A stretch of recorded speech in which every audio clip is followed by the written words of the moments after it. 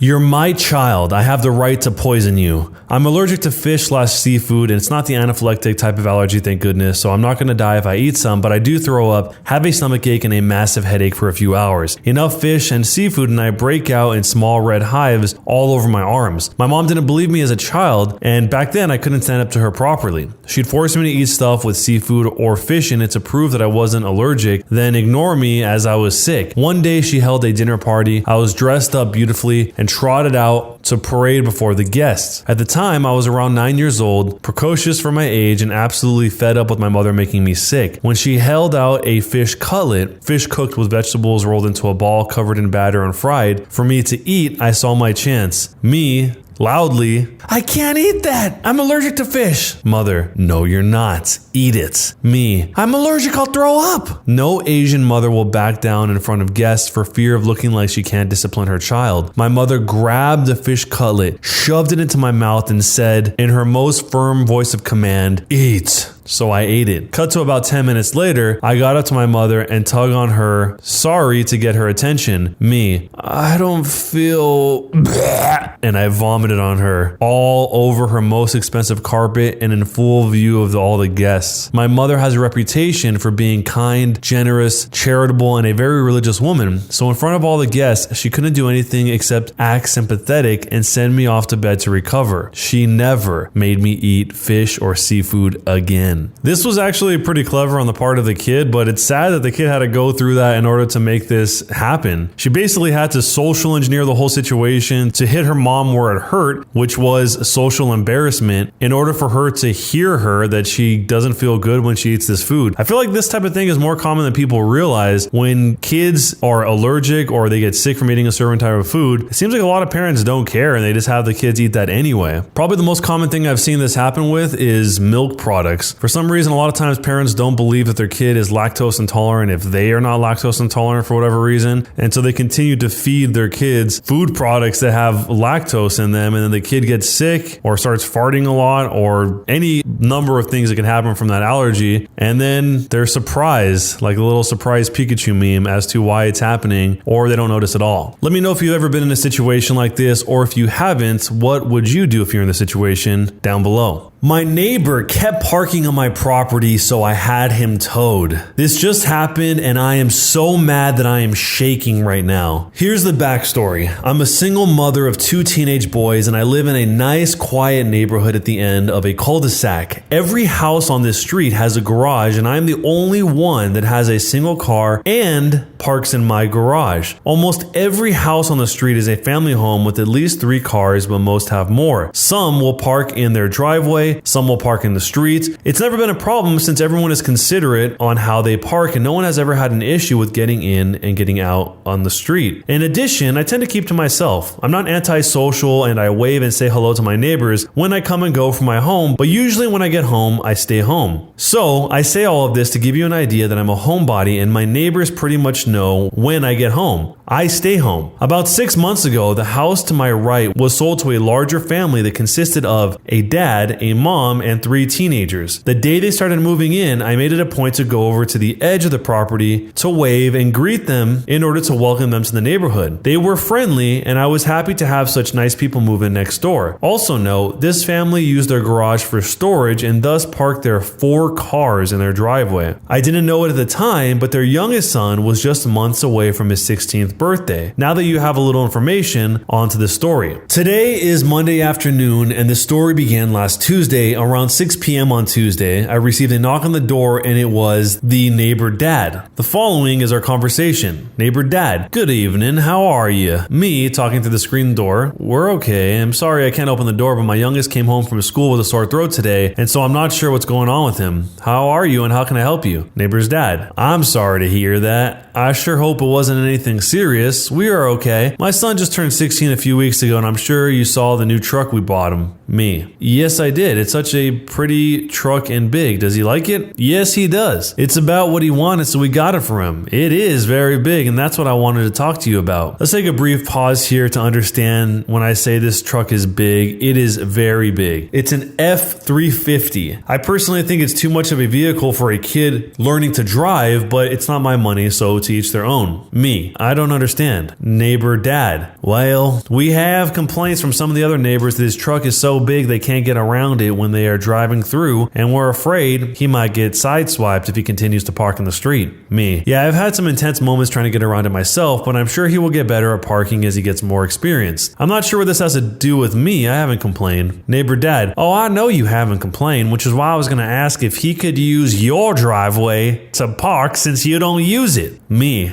Being very stunned at this. I do use my driveway when I leave and when I come home. I can't get to my garage without using my driveway. Besides, I have issues with depth perception, and your son's truck is so big it'll take up most of my driveway. I don't want to be responsible for any damage that might happen to it while it's on my property. Neighbor dad. Well, we will make sure that he parks it so you will be able to come and go without any issues. Me. That isn't possible. The only way he can park to allow me to get around him is if he parks halfway on my lawn, and that wouldn't work because he would damage my lawn. If you were concerned about his truck getting damaged, then why don't you let him park in your driveway, and then one of your other smaller cars can park in the street? We've already discussed that, and we would have to park 2 cars in the street in order for him to use the driveway. It would be very easy for him to park in your driveway, and I can assure you that it will not be an inconvenience to you. You don't even use your driveway. I'm sorry, but the answer is no. I am not going to be responsible for his vehicle on my property, and I need to be able to come and go without worrying about someone else's property. Neighbor's dad being very upset at this point, saying, well, you're not being very neighborly. I thought you were a nice woman. You don't even use your driveway, and this would benefit the whole neighborhood. Me losing my temper at this point. Listen, I told you no, and I do use my driveway every time I pull into my garage and every time I leave. I'm sorry you don't have enough parking for all your vehicles. I'm sure it's frustrating, but it's not my problem that you decided to buy a vehicle that didn't fit on your property. Now, while I also find it irritating to try and navigate the road with that truck in the way, it is public parking, and so I deal with it. I will not have anyone else's vehicle parking on my property. Now, if you don't mind, I have a sick kid and I need to get back to him. Have a good day. With that, I closed the door and just looked out the peephole and saw him give me the bird before he turned to leave. I just shook my head and had a moment to understand that I actually had that conversation. I then loaded my son in the car and left to take him to a minor emergency to get him checked out. All tests came back negative, and I was told he probably had a run-of-the-mill virus and to keep him home and do self-care. I was told to bring him in if he got worse, but not to worry. I went to work the next day and told my coworkers the story of my neighbor's request, and they were shocked. I had one coworker suggest that I send an email to my HOA to explain what had just happened to get it on record because it was such an odd request. I took her advice and typed up an email that day when I was at lunch and sent it in. For those who want to know, it was just an FYI email, not a complaint email. It basically stated that my neighbor made a request to park on my property, and when I declined, he got mad at me, and I wanted it on record in case anything ever happens. And I'm so very glad that I did this. So Friday comes around, and my youngest son has been sick since Tuesday afternoon. When I got home Friday evening, I checked him, and he had begun to run a fever and was complaining of several other things. I had been doing self-care with him since Tuesday, and he didn't appear to be getting any better. Around 7 p.m., I decided to take him back to minor emergency and loaded him up in the car. I opened my garage door, and I was absolutely shocked to see that very big F-350 sitting in my driveway blocking me. I cannot describe to you how angry I was to see that vehicle sitting there. Now, before anyone starts asking me how I didn't know it was in my driveway, it's because my street is very busy. Cars are coming and going all the time, and unless someone knocks on my door, I don't bother watching every vehicle that drives up and down the street. The only window that can see my driveway are the ones in the kitchen, and I keep my curtains drawn and I never look out of them. So I get out of my car and stomp over to my neighbor's house and bang on the door. The neighbor mother answers, and I get this conversation. Neighbor's mother, already irritated and kind of angry. Can I help you? You're interrupting our dinner. Me. Your son is parked in my driveway after I told your husband he couldn't. I need to take my son to minor emergency, and that truck is blocking me in. It's at this time that neighbor dad walks up behind neighbor mother and proceeds to talk. Neighbor dad, he isn't blocking you in. You can get around him. No, I can't. You need to move that truck or I'm going to call the police and a tow truck. I need to get my son to see a doctor. Neighbor dad, turning to call for his son and then turning back to me. He's not blocking you, but I will have him move it. It doesn't matter whether you believe he is blocking me in or not. He is not allowed to park in my driveway. No one is allowed to park in my driveway, and if I find another unauthorized vehicle in my driveway again, I'm not going to bother to knock on your door. I'm going to have it towed. It was at this time I saw the son arrive at the door with his keys in his hand, and I turned to leave and head to my car to wait for him to move it, and then I heard him call me the famous B word every woman has heard at least once in her life. I ignored him and headed back to my car, watched him as he got in, and after some effort was finally able to back out of my driveway, and he parked his truck in the street a little way down the road. I was able to leave and take my son to minor emergency as we waited for several hours to be seen. I shot off another email to my HOA about what had just happened. I want to advise the HOA had already responded the day before that they received my email, made a note of it, and advised my property was my own and I could give or deny access to it as I wish. It was this email string that I responded to while waiting for my kid to be seen. Again, all tests administered to my son came back negative, and I was told it was just a run-of-the-mill virus and he would be fine. The virus had run its course. I took him home and called it a day. Saturday evening, my oldest started complaining of a sore throat, and I started to feel poorly myself. My youngest appeared to be getting better, so I figured that whatever he had, that we were getting. So we stayed in all day Saturday and Sunday. Sunday evening at about 5:30, my oldest son spiked a fever, and while it came down a little, it didn't come down enough, so I loaded him in the car and off to minor emergency we went. The only one I could find that was open on Sunday at this time was one on the other side of town, so I had to drive 20 minutes just to get there, and we ended up waiting 3 hours just to get in the door, and then another 45 minutes until we saw the doctor. After a few more hours, all of his tests came back negative, and the doctor did state that she could hear some wheezing in his lungs and prescribed an inhaler for him to help him, but basically told me the same thing, that he has a run-of-the-mill virus and to let it run its course. I had to drive even further to the only 24-hour pharmacy available to pick up the inhaler, as we did not get back to the house until almost midnight. Now let me set the scene for you. My son is half asleep in the passenger seat complaining that he just wants to go home, and I am exhausted and feeling drained and having coughing fits myself, and I'm just looking forward to going to bed when I rounded the corner and saw that truck sitting in my driveway. I couldn't even pull in because he was blocking me, and I also noticed that he was parked partially on my lawn. I was so mad I could hardly see straight. I googled and found a 24-hour tow truck service and explained that I had an unauthorized vehicle on my property that needed towing. The woman said it would be about 30 minutes before they could get a truck there, and I said that was fine. In the meantime, I walked my kid to the house and put him to bed, and then quickly went outside and took a picture from the street to show how much of the driveway he was taking, and that he also parked on my lawn. I could not understand why they would park in my driveway again after I told them no, and that the only thing I could come up with is that since there had been no activity in my house for a few hours, the neighbors probably assumed that I was in for the night and wouldn't notice the truck on the driveway. This is pure speculation, but it is normal for me to be in for the night, especially after 6 p.m. I don't know if they missed me leaving or just saw me leave but figured I was home, but it doesn't really matter because I told them they couldn't park on my property. It was about 12:30 a.m. when the tow truck arrived, and I half expected my neighbors to come out running, but there wasn't any activity from them, and the driver left with the truck without incident. I went in, shot off another email to my HOA along with pictures and explanation that I had towed the vehicle, and went to bed. At 6 a.m. this morning, today, I woke up to someone banging loudly and rapidly on my door. I didn't have to look, I knew who it was. I grabbed my phone, hit the video record button. Before I opened the door, I looked through the peephole and saw neighbor dad and his son at my door. I opened the door, and this was the following conversation. Neighbor dad, very angry and yelling, "Where is the truck?"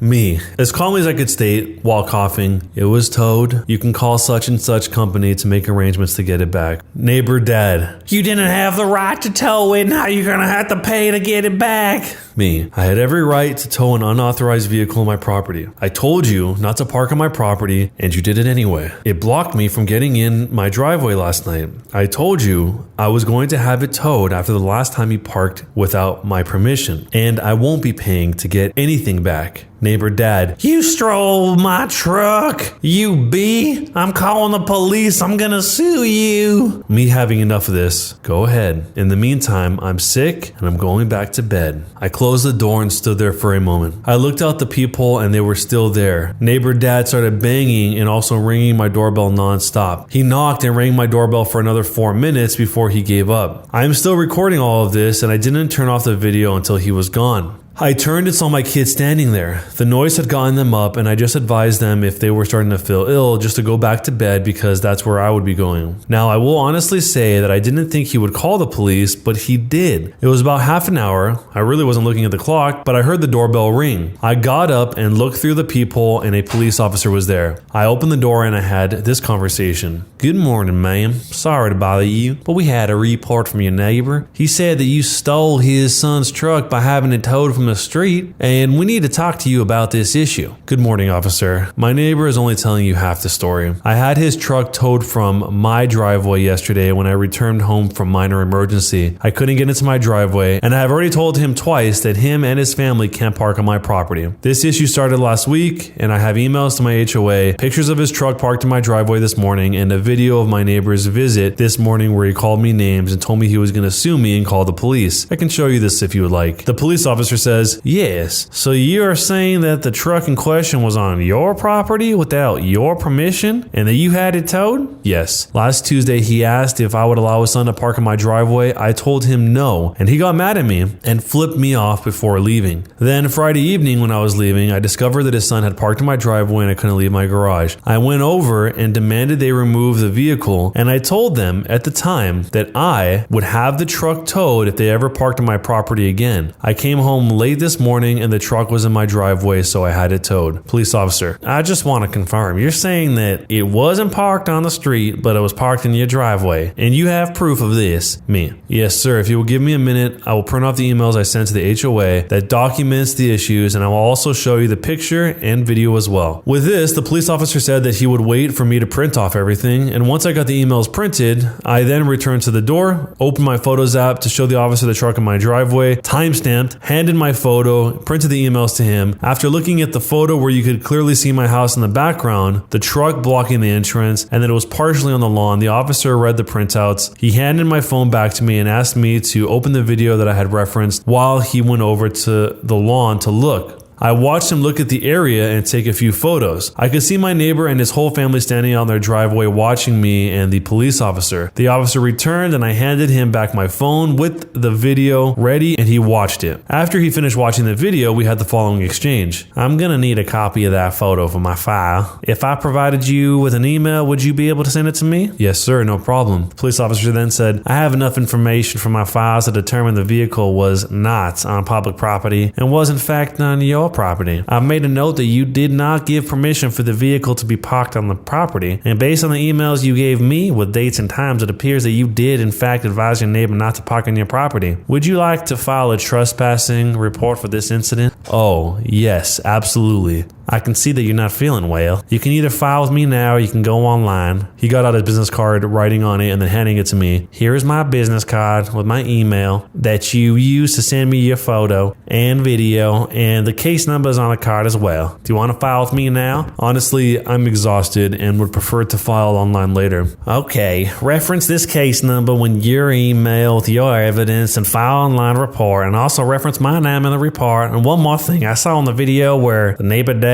stated he was going to sue you for having the truck towed. He can't sue you if he wants, and I would advise that you keep all the evidence you provided me with today along with the case number I just gave you. Give it a few days and you can request a copy of the report if you want, and you can keep that as well. If you decide to file an online report, you will need to keep your copy of that as well. Now, I'm going to go talk to the neighbor dad now, and I'm sorry to have bothered you. Thank you, officer. I'm sorry you had to come out. Have a good day, ma'am. Get some rest. With that, I closed the door, went back to bed. However, I'm so mad that I didn't get any sleep. A few hours ago, I sent off my photo, video, and another copy of the HOA emails to the email address the police officer gave me, and then saved all of that information just in case. I also filed a trespassing report online. I then sat down and started typing this story. Not sure where this is going to go, but I'm going to see it through. I know I'm going to get a lot of pushback from people saying that I should have just knocked on their door and had them move the truck, but I feel that I was right to have the truck towed. I had already told them twice not to park on my property and they didn't stop. So this was the consequence. I will post an update later if there's anything that comes up in the report, or if the neighbor dad actually does follow up on his threat and sue me. So who was the biggest jerk in this whole scenario? Honestly, the first thing that I see in this whole story is it sounds like this other family really, when you boil it all down, was just trying to take advantage of the fact that they thought that this woman wouldn't do anything about it, that they could do whatever they wanted to, call it bullying, call it taking advantage of, whatever it was. Maybe it was just that they saw that she was a single mother and she was alone, and they thought that she wouldn't have any way to retaliate against this. Or maybe they thought it was just that she was so busy she wouldn't notice that they were taking advantage of her and doing things that she had said no to before because they knew she wouldn't do anything about it. But all of that proved to be inaccurate because she did fight this all the way to the end, it looks like. Many people that have stuff like this happen to them wouldn't actually have the forethought to go through and collect all the evidence as it's happening, because probably the biggest thing she did in her favor throughout this whole thing was to document everything as it was happening. She took a picture of the car, showed the property damage. She was regularly writing the HOA in this case, because I guess her community has an HOA, and was keeping records of the whole thing along the way, and even making note to have time-stamped it and taken a picture of the truck before it was towed, because that was the first thing the officer asked her. And then to even verify that it was true beyond just the timestamp in the photo, he went out to presumably inspect the grass to see if there actually was an indent in the grass that had some sort of tire mark on it. So the fact that she had all of that pretty much makes her entire situation bulletproof. And if the guy does waste his money and their time in suing her, it's really going to be just that, a waste of money and time. But let me know if you guys have been in a situation like this, or if you have not, what would you do? And who do you think was the biggest jerk in this whole situation? Don't forget to subscribe to the channel, drop a thumbs up, and if you want to submit your own story, you can do so via the link down below in the description.